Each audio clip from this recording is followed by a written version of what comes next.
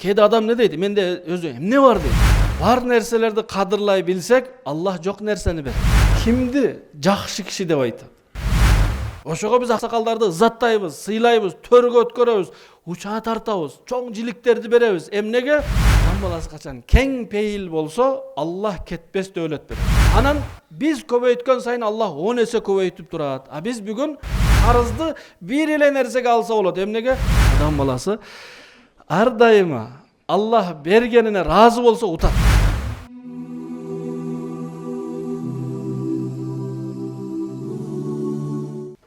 Адам баласы жашап, жашы бир кезге жеткенде, 70-тен өтүп, 80-ден өтүп калганда өзүнөн өзү бир сыфаттарга ээ болот. Сабырдуу боло калат. Кечиримдүү, оор басыктуу, түшүнүктүү, дүйнөгө көп кызыкпай калат. Бул албетте жакшы сыфат. Бирок ушул сыфаттардын жаштыкта болгондугу бул өзгөчө жакшы сыфат. Себеби картайып калганда бул сыфаттар өзүнөн өзү эле келет. Адам 70-тен өткөндөн кийин түшүнүп баарына жетип кечирет капа кылгандарды. Дүйнөнүн артынан анча куубай калат, тарынбай калат. Бирок ушул сыфаттар жаштыкта башкача баалуу. Жаш кезинде адам ошол сыфаттарга ээ болсо, бул ошол 70-80ге жеткенге чейинки жашоосу дагы кыйналбай жашайт эле. Эмнеге бизде макалдарды аксакалдар эле айтат. 70-тен өткөн, 80ге өткөн, алар өз тажрыйбасын, өз көрөгөчтүүлүгүн, басып өткөн, жашаган өмүрүнүн жыйынтыгын биз жаштарга айтып, силер дагы биздин ката кемчиликтерди кайталабагыла үчүн айтып кеткен сөздөрдү. Эмнеге 15 жашар, 20, 25, 30, 40 жашар адам ошондой сөздөрдү айта албайт? Сабырдын түйү сары алтын. Себеби өзү өмүр бою сабырсыздык кылып, кыйналып, анан бизге кыйналбасын, балдарым кыйналбасын деп балдарына осият кылып, мурас калтырып кеткен, сабырдуу болгула, сабырдын түйү сары алтын депчи. Дүйнөнүн артынан кууп бай болоюн деп жетпей, анан акыры айтканда, чыныгы байлык мал дүйнөнүн көптүгү эмес, чыныгы байлык көөдөнүн токтугу, жүрөктүн токтугу деп бекер айткан эмес. Муну 15, 25, 45 жашар адам айта албайт. Себеби ал адам эмнеде? Ошол кууп жүргөн учурда.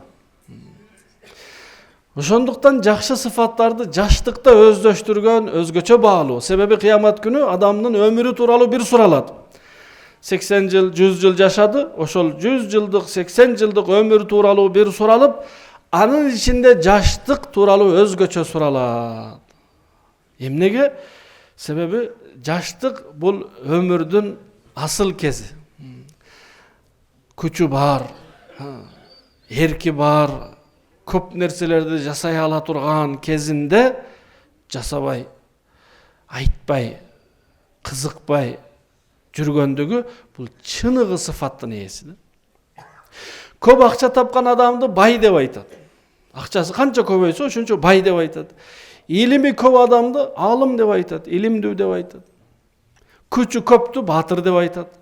Бирок кимди жакшы киши деп айтат? Кандай адамды бул жакшы киши деп айтат? Акчасы көптү бай киши десе, илими көптү илимдүү киши десе, күчү көптү баатыр киши десе, жакшы киши деп кимди айтат? Сыфаттуу адамды. Оор басыктуу, ой көтөрбөйт, текебирленбейт, кичипейил, не дейт? Жакшы киши. Кечиримдүү, капа болбойт, жакшы киши. Сабырдуу, жакшы киши. Берешен, жакшы киши. Демек, сыфат ээси болуу керек. Аллахтын астында дагы, эл арасында дагы жакшы киши деп аталуу үчүн. Ал эми ал ушул жаштыкта жакшы сыфатты өздөштүрүү менен келет. Ошол жакшы сыфаттардын бири жок дүйнөгө кызык болуу. Аллах кимге эмне берген болсо ошого разы болуу, макул болуу. Бир нерсени бербеди, мен ошого жетемин деп кызыгып, жанталашып, артынан кууган бар нерсеге шүгүрсүз кылып коет. Ага жете алабы, жете албайбы белгисиз, бирок бар нерселерди кадырлабай койгондуктан Аллах Таала аны дагы алып коет. Ошондуктан жок нерсени артынан куубаш керек. Жок нерсе дегени, мисалы Аллах Таала ар бир адамга дүйнөдө жашоосу үчүн жетишерлүү тамак аш, кийим кече, жашай турган жер берген. Жакшылап ойлонуп карап көрсөк бар, жетет. Бирок биз унтулган, биз кызыккан нерсе бизде жок нерсе. Биз ойлойбуз ошол мага керек деп. Керек болгондо Аллах Таала берет эле. Жаш бала апасынан бычак сурайт. Апасы бирдемке кесип атса, талашат ошону. Оюнда бул мага керек бул. Бер деп апасынан сурайт. Апасы акылдуураак, чоңураак, билет бычак кереги жок, зыяндуу. Бербесе капа болот. Бербесе ыйлайт. Ийине талашат жаш бала. Ширеңке талашат. Атасы, апасы билет, ширеңке, ийине, бычак, кайчы бул жаш балага зыяндуу нерсе, ошого бербейт. Анын ордуна башка нерсе берип койсо, жаш бала тарынып ыйлайт. Биз дагы ошол эле сыяктуу Аллах Тааладан бир нерсени мага ушул керек деп ойлойт. Керек эмес ал нерсе бизге. Керек болгондо Аллах берет эле. Бир адамга Аллах Таала байлык бербеди, эмнеге? Бычактай зыяндуу болгондугу үчүн, оттой зыяндуу болгондугу үчүн. Эгер бул адамга байлык бергенде, бул адам бузулуп кетет эле. Бул байлыкты көтөрө албайт эле. Ошондуктан Аллах бербесе, биз эмне дейбиз? Жок, бер дейбиз. Мага керек дейбиз. Кээ бир адамдар аябай күчтүү болгусу келет. Кичине алсызыраак. Аллах Таала эмнеге бербеди? Себеби Аллах билет бул адамга күч берсе, бул залым болуп кетет.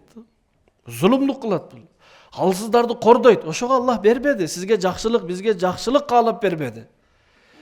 Ошондуктан кимди Аллах Таала кайсыл өлкөдө, кайсыл улуттан, кайсыл доордо, кайсыл жерде жараткан болсо ошого разы болуш керек. Эмнеге? Бул Алланын тандоосу.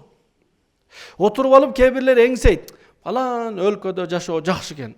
Демек сиз бул талкууңуз менен айтмакчысыз да, Аллах Таала билбей эле мени бул жерде жаратып койду. Өзү негизи мен баланча өлкөдө жаралганымда мага жакшыраак болот эле деген талкуу да бул.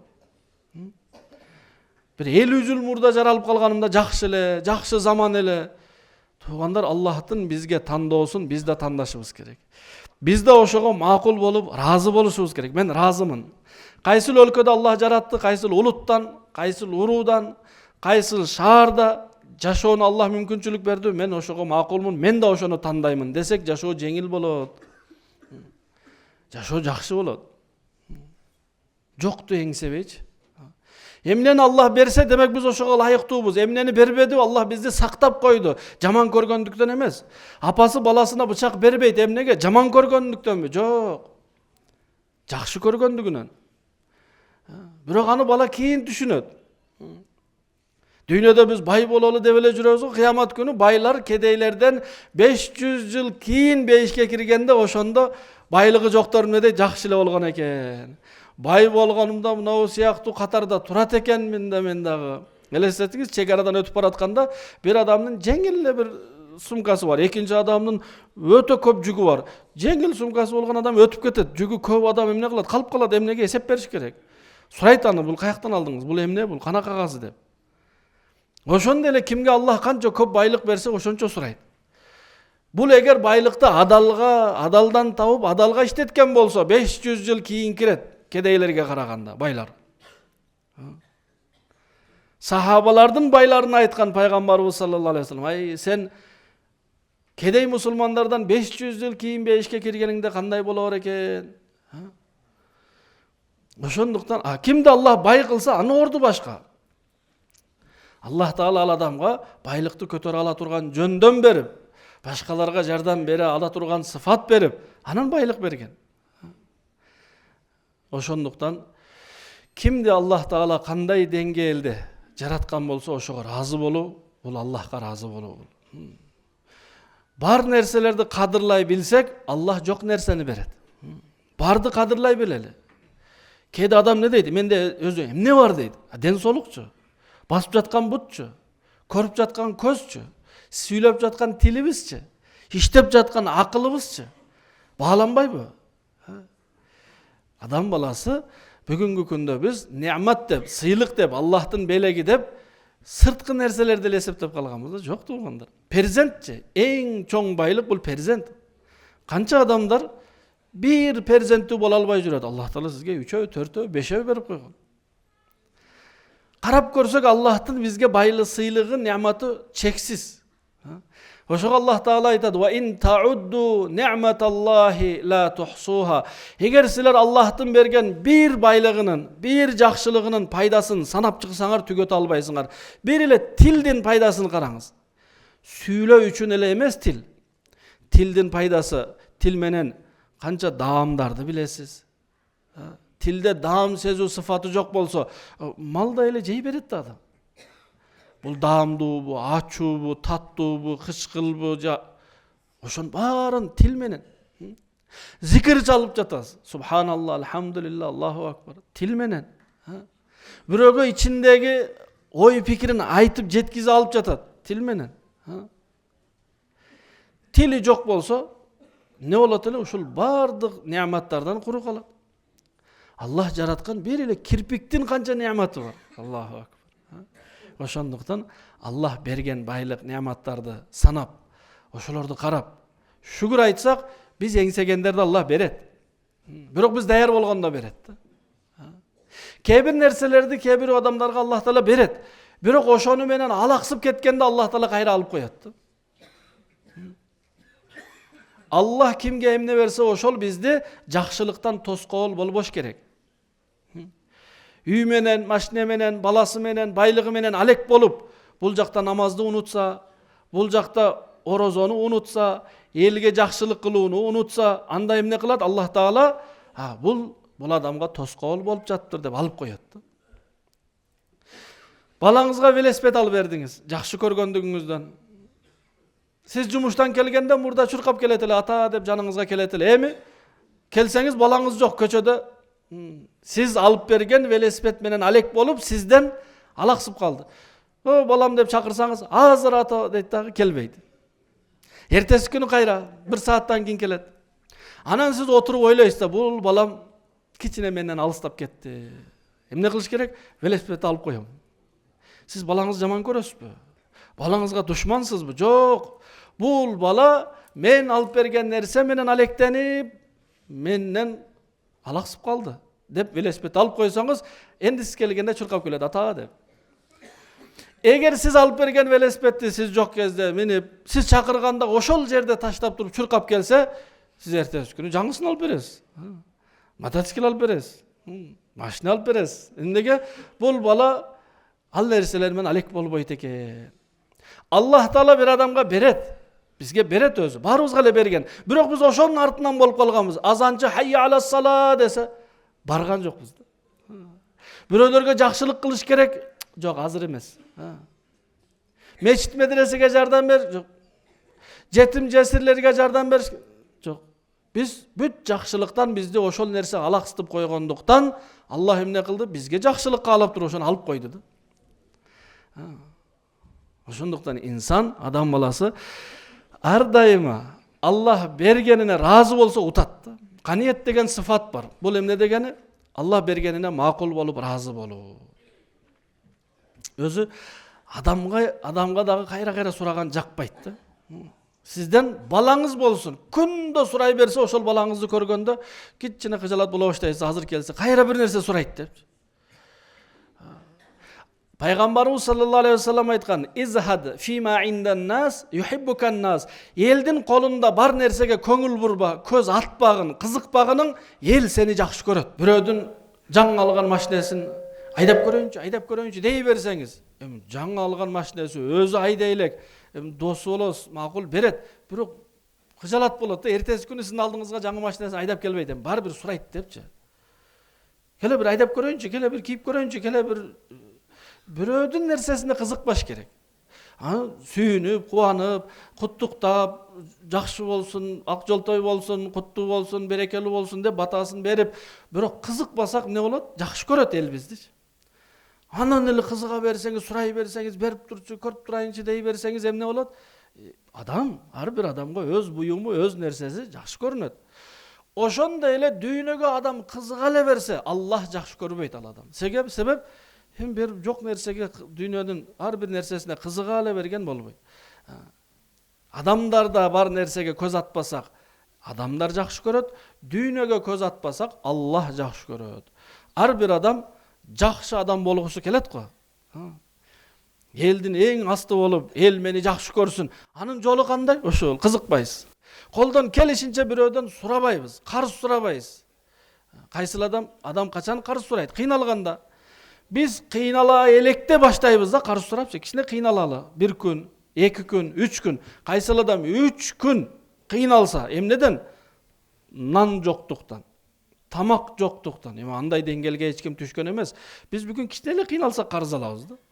Биз негизи карыз алгандарыбыз анчасы эле дұрыс эмес. Бүгүн тойго карыз алат, машина алам деп карыз алат, үй алам деп карыз алат. Бул нерселерге карыз алган болбойт. Карызды бир эле нерсеге алса болот. Эмнеге? Тамак ашка карыз алса болот. Эгер жок, айлык кармалып жатат, кичине бир 1000 сом карыз берип туруңуз, сиз бериңиз аны. Ал келет Аллах буйрса. Машина алат эле бир 100 000 сом карыз берип туруңузчу. Машинеге карыз алган болбойт. Үй алайын дедим эле, той кылайын дедим эле бир 100 000 сом карыз берип туруңузчу. Бул карыз эмес, бул берес кайтпайт да. 3 күн нан жок кыйналган адам, бирок эч кимге айткан жок. Бир дагы адамдан сураган жок. 3 күн Аллах Таала 1 жылдык адал рызкы берет. Биз чыдабайбыз да биз. Биз 1 күн чыдабайбыз. Кечинде үйгө баралы, кечки тамак жок болсун, болду. Тополоң башталат. Эгер ошол күнү түштө да тамак жей элек болсок, болду, Аллах сактасын. Эми эртеси күнү эртең менен дагы кокусунан жей турган эчтеке таппай калсак, анда болду. Кичине чыдап үйрөнүш керек да. Адамдардан сурай берсе, адамдарга жакпай калабыз туугандар. Ошого Аллах бергенине шүгүр кылып, разы болуп жашай берсек, Аллах Таала көбөйтүп берет. Разы болдуңузбу, кайра көбөйтүп берет. Разы болдуңузбу, кайра көбөйтүп берет. Кайсыл деңгээлге чейин? Аллах менен элдин ортосунда сиз ортомчу болгонго чейин. Азыр бир ата Аллах менен 5 баласы bir аялдын ортосунда ортомчу. Аллах сизге берет, сиз 5-өсүн алып келип бересиз. Сизге берет, айлык бул Аллахтын бергендиги, ошол уул кыздарыңыздын, аялыңыздын рызкысы. Эми эгер биз башкалар менен дагы бөлүшүп баштасак, Аллах сизге көбүрөөк берет. Эмнеге? Сиз башкалардыкын да берип атасыз. Муктаждарды издейли, жетимдерди, жесирлерди, кыйналып жаткандарды издеп, ошолорго да жардам бере баштасак эмне болот? Аллах бизге көбөйтүп берет. Анан биз көбөйткөн сайын Аллах 10 эсе көбөйтүп турат. Биз бүгүн канча көп жерден келсе, ошонун баарын бир жерге чогултабыз да. Каяка? Мага, мен үчүн, анан ушул кишиге. Бирөө үчүн биз. Ошондуктан адам баласы качан кең пейил болсо, Аллах кетпес дөөлөт берет. Кең пейил адамга. Кең пейил дегени коркпойт бул. Эртең эмне жейм, түгөп калса эмне болот? Жок, бөлүшөт. Кошуналар менен, туугандар менен, достор менен. Ошондуктан бул сыфаттар картайганда келет. Жакшы. Ошого аксакалдар сыйлуу. Ошого биз аксакалдарды ызаттайбыз, сыйлайбыз, төргө өткөрөбүз, учаа тартабыз, чоң жиликтерди беребиз. Эмнеге? Себеби аксакалдарыбыз сабырдуу, берешен, кеңпейил, кичипейил, кечиримдүү. Эми жаштыкта эле биз ушул сыфаттарга ээ болсок эмне болот? Анда Аллах Таала аксакалдарга берген ызатты сизге эле берет, жаштыкта эле берет. Ошондуктан эми ал жашка жеткенге чейин күтпөш керек да. Жаштыкта эле ошол сыфаттар. Эми бул айтылды, сиз уктуңуз. Канткенде эми ошол сыфаттар келет, биринчиси ниет кылабыз. Болду, бүгүндөн баштап мен өзүмө иштейм, өзүмдү оңдойм. Сабырдуу, шүгүрлүү болом, канияттуу болом, кең пейил болом деп ниет кылабыз дагы, анан Аллахтан жардам сурайбыз. О Аллахым, мага жардам бер. Ушул сыфаттардын асылын мага бер. Анан өзүбүздү четтен көзөмөлдөйбүз. Мен сабырсыз болуп кетип аткан жокмунбу? Мен шүгүрсүз болуп кетип аткан жокмунбу? Мен текебир болуп кетип аткан жок. Өзүбүздү четтен байкайбыз. Колубуздан келсе жакындарыбызга айтып да коебуз. Мен кичине чектен чыгып барасам мага айтып койгула. Умар радиаллаху анху бир адамга атайын айлык төлөйт эле.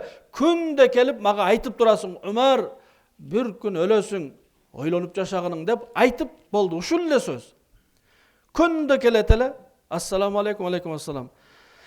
Ойлонуп жашаңыз, бир күн өлөсүз бары бир деп кетет эле. Анан бир күн келсе, Умар радиаллаху анху айтты, "Болду, эми бүгүндөн баштап келбей эле коюңуз" деди. Эмнеге? Сиз дагы дүйнөгө кызыгып кеттиңизби десе, айтты, "Жок" деди. "Мына карасаң, сакалыма ак түштү. Күндө мага ушул эскертип турат. Күзгүгө караганда ушул ак эскертип турат. Бир күн өлөсүң" деген. Ошого жаныбыздагы адамдарга да айталы, досторубузга, анан өзүбүздү көзөмөлдөйлү. Бүгүн бизге бирөө айтсын, Аллах сактасын, сен кичине текебир болуп баратасың десе, болду. Биз ал адам менен сүйлөшпөй коебуз. Ошого ким сизге кемчилдигиңизди айтса, демек чыныгы дос ошол экен. Дос күйдүрүп айтат деп бекер айткан эмес аталар. Аталар дагы жаштыгында бирөө кемчилигин айтса, наразы болуп, тарынып, капа болуп, анан картайганда түшүнгөндө ошол чынын айткан экен деп, анан бизге айтып кеткен, "Ой балдарым, дос күйдүрүп айтат, бирөө силерге кемчилигиңерди айтса капа болбогула" деп бул макалды айтып кеткен. Ошондуктан өзүбүз көзөмөлдөйлү, өзүбүзгө жакшы сыфаттарды өздөштүрүүнү ниет кылалы, Аллахтан акыйкатын сурайлы. Аллах таала баарыбызды жакшы адамдардан болууга насип кылсын. Аллах таала баарыбызга сабыр, шүгүр, кичипейилдик, кечиримдүүлүк сыфаттарын Аллахым берсин. Жаман сыфаттардан Аллах сактасын. Субханакаллахумма ва бихамдика, нашхаду ан ла илаха илля анта, настагфирука Аллахумма ва натубу илейк, бирахматика.